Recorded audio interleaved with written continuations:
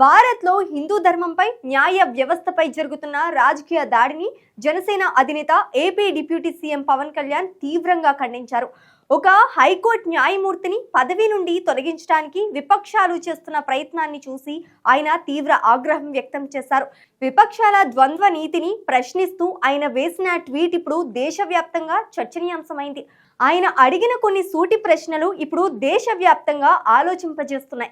ఇంతకీ ఆయన ఏమన్నారనే విషయానికి వస్తే, పవన్ కళ్యాణ్ తన లేఖలో విపక్షాల ద్వంద్వ వైఖరిని ఎండగట్టారు. శతాబ్దాల నాటి శబరిమల ఆచారాన్ని సుప్రీంకోర్టు రద్దు చేసినప్పుడు ఆ తీర్పు ఇచ్చిన ఏ జడ్జిని కూడా ఎవ్వరూ తప్పుబట్టలేదు, పదవి నుంచి దిగిపోమని అడగలేదు.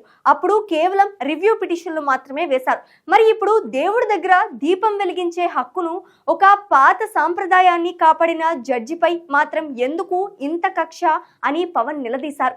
ఇండియా కూటమికి చెందిన 120 మందికి పైగా ఎంపీలు కేవలం హిందూ ధర్మానికి అనుకూలంగా తీర్పు ఇచ్చారనే కారణంతో ఒక జడ్జిని టార్గెట్ చేయడం రాజ్యాంగాన్ని అడ్డం పెట్టుకుని చేస్తున్న రాజకీయ బెదిరింపు అని పవన్ మండిపడ్డారు.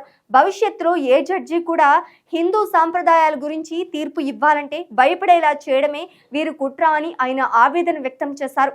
ఇలాంటి రాజకీయ జోక్యాలు పోవాలంటే భక్తులకు తమ ఆలయాలపై పూర్తి అధికారం ఉండాలని పవన్ తేల్చి చెప్పారు.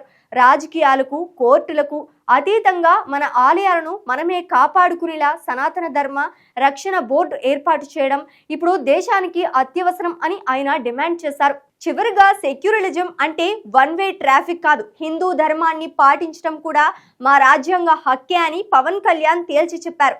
సనాతన ధర్మాన్ని పాటించడం అంటే వేరే మతానికి వ్యతిరేకం కాదని, హిందువులను కూడా సమానంగా గౌరవించడమే నిజమైన సెక్యులరిజం అని ఆయన గట్టిగా చెప్పారు.